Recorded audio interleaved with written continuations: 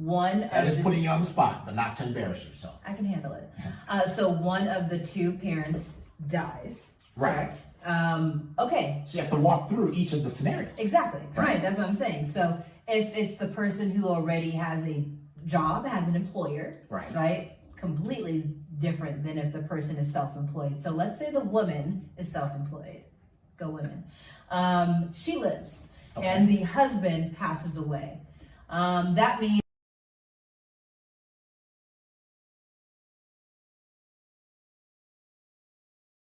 Discussion was to figure out how much life insurance and the types of insurance, because I think a lot of people your age and beyond is about the time when they really start taking an interest in insurance, right, of any sort, because they begin families. Yes. Right? So I'm going to say 24, 25, 26, around there.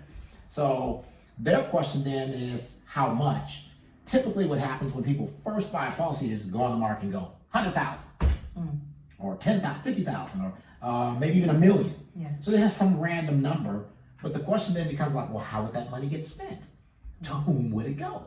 Yeah. How would it be divided up, right? And for what purposes?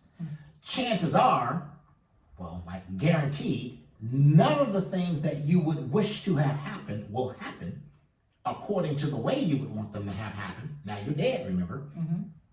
If you have not at least left back some level of instructions, right? And some partitioning of the numbers, right? Some like parsing out of what is to go where.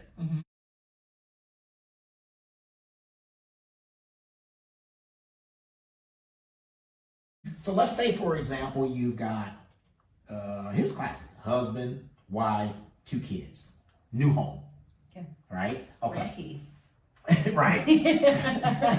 Husband, wife, 2 young kids, new home. And so we said we got a couple areas of concern. Let's just say 2, in our example, husband or wife is a business owner. That's going to be different than husband and wife going to work every day. Yes. It's also going to be different than husband and wife both owning businesses. Yes. Right? So I'm trying to draw out this example enough so that the consumers, so that you conceptually, if you're explaining it to anybody, can help them with. Okay. So let's just kind of dialogue this through. You ask the questions appropriately. What do you think would be the appropriate amount in the scenario I just drew? What's missing? And what's missing? How you determine ultimately a number in your mind? Okay, interesting. So that is putting you on the spot, but not to embarrass yourself. I can handle it. So one of the two parents dies. Right. Okay. So you have to walk through each of the scenarios. Exactly. Right. That's what I'm saying. So if it's the person who already has a job, has an employer, right? Completely different than if the person is self-employed. So let's say the woman is self-employed. Go women. She lives, and the husband passes away. That means that we need to have at least the amount of money that he was making from work still coming in. Right. And great point. And we need to account for funeral expenses. Okay. As well as, thank you, as well as any money that he was going to set aside for their retirement. Okay. So if you look at the picture you just drew, you said make sure that the amount that the person was producing continues to come in. Yes. At a minimum. Yes. And if the family was struggling, more. Correct. Even with him here on earth, they were already struggling. So it's like, what would be a more ideal number? So let's say the person was bringing home $6,000 a month. Listen, I just pulled that number out of the sky. Okay. Right? And you're struggling. Okay. Right? He's bringing home 6, and you, after business expenses, are bringing in 6. So you got 12. Okay. Right? So if he's all of a sudden gone, and you were struggling, right, before, you got kids with tuition and whatever the case is, right? Whatever the thing is, 9 may have been a better number for him, say, for example. Yeah. So you would want to affix the number to something that would be likened more to that. Yeah. The only way you dial the number back is that it's just complete unaffordability. You just can't afford it. Yes. But you'd best always want to know, like, what is the real level of risk? So one way you can do it is by income, right? The other way to do it is really by trying to assess what is the total amount needed in each space and place. So let's walk through that scenario. Okay. Let's say I've got a 5-year-old and a 10-year-old. Okay. Let's say wife works. Let's say wife's work gives 3 times salary. And so let's just say they come up with $100,000. Let's just say it's $100,000 for simplicity. Yeah, no, in the event of death, as a death benefit, because the person that at work presumably has benefits, health insurance. Right. So one of the benefits they can get is life insurance. They don't always do that. And there are certain limits and stuff that they have on life insurance at work. And I don't want to get into all that stuff because it'll confuse everybody. At this moment, we'll circle back to that at a later date and cover it. Okay. But let's just say, for sake of discussion, she has $100,000 life insurance on the family, and he's got nothing. He's completely naked, right? Owns a business. Let's just say, for the sake of discussion, too, the business is worth $200,000, right? Just as a going concern, right? And so here's the exposure that we have. Let's say, too, that this house was $200,000 that we bought. And let's just say, for further discussion, we're making a $1,500 a month payment on the house. Yeah. Just all these numbers I just kind of pulled in my head, okay? Yeah. Okay.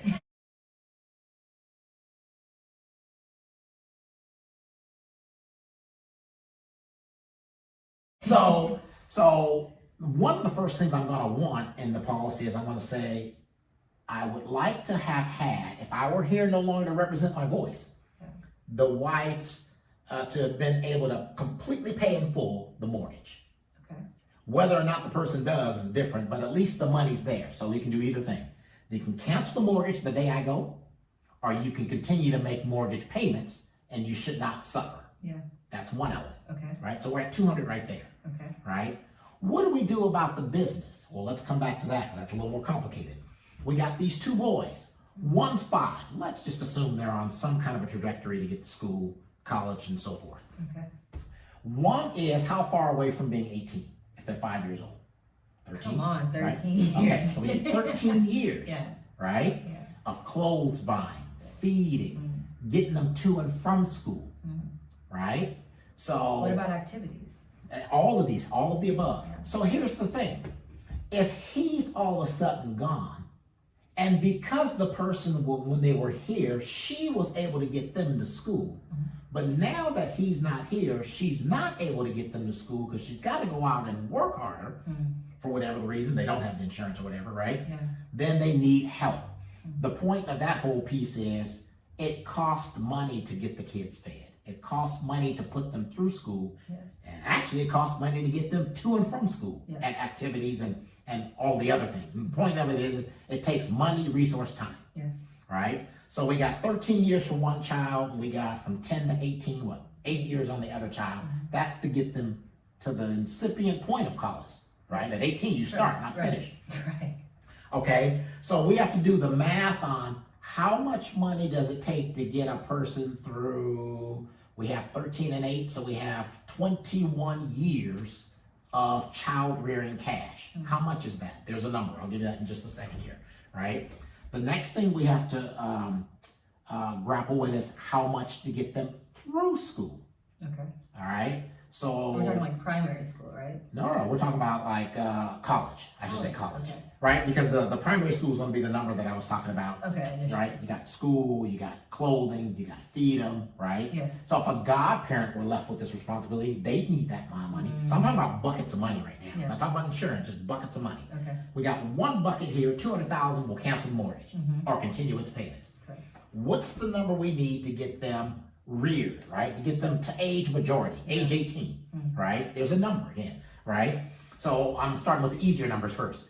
To get them through 4 years of school, well, school could be, say, $10,000 a year to $80,000 a year. Big range. Yeah. But let's say if that number is $25,000, keep it simple.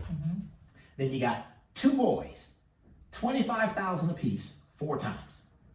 That's in a perfect world where they don't screw up in class and have to go 5th year, like the real world, right? So you got $200,000 right there, right? Which would cancel their tuitions and or make sure that they get the payments made. Again, this is in a perfect world, so chances are you need slightly more than what I'm giving. I'm giving the conservative number. So you got a bucket of 200 and another bucket of 200, right? So now we back up and the question is, how much money does it take to get them through 13 years and 8 years of food and school, and food, clothing, and so forth?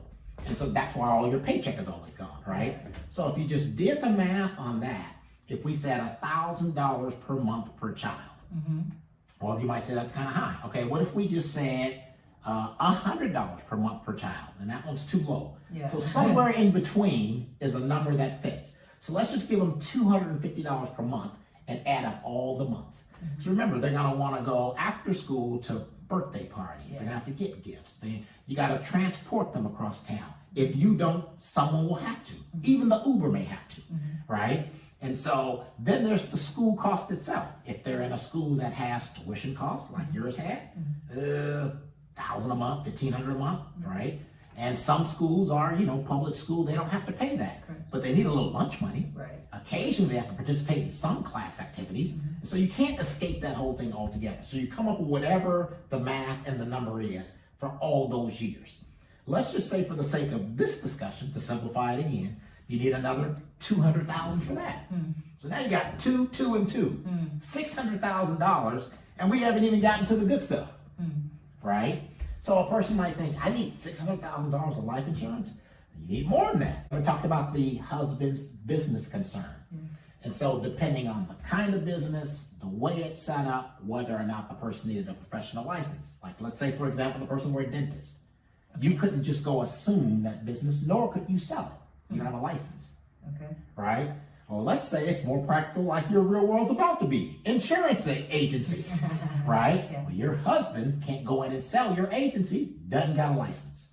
Duh, right? Or if you're a physician, or any of that, accountant, any of those kinds of things. Well, let's say the business doesn't require I have a license, okay? So in that particular business, the person could be in business with or without partners, right? That brings about different circumstance.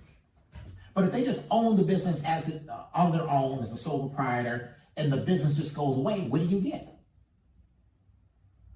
Nothing. Right. Chances are you're gonna get some bills. Yeah. Because the lights were turned on, the air conditioner was going, the trucks were coming to and from, and whatever it took to drive that business took an amount of money. Yeah. If that business was a $200,000 going concern, $200,000 annual, right? Then you got probably similar bills for that business, right? Unless that business is making you super rich, right? So you have at least 100,000 or more of expenses and the taxes, back taxes, right? Because you have to pay back taxes for when your spouse passes. So anyways, income respective of decedent. So when you do the math, you probably need another $100,000 to $200,000 just to get the business to go away. Or to keep it open and have somebody else brought in, right? Any number of ways you can go with the business. So if we said we have two, and two, we need $800,000 of insurance. Wow. That's what our need is.